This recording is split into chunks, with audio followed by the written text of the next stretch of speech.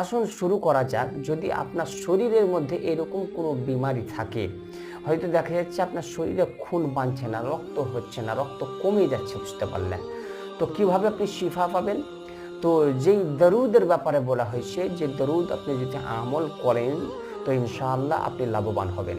প্রথমে দরুদটা শুনুন, তারপরে তার আমল করার আমি পদ্ধতিটা, নিয়মটা আমি বলে দেবো, বুঝতে পারলেন? কিভাবে ইস্তেমাল করবেন। তো দরুদ হলো, মনোযোগ সহকারে শুনবেন যেনারাই শুনছেন।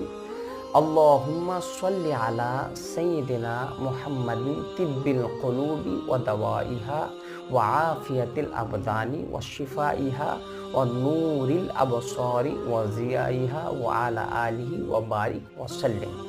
আরও একবার বলছি, মনোযোগ সহকারে শুনবেন। এই দরুদটা হলো দরুদ শিফা। মনোযোগ সহকারে শুনুন। আল্লাহুম্মা সাল্লি আলা সাইয়্যিদিনা মুহাম্মাদিন তিব্বিল কুলুবি ওয়া দাওয়াইহা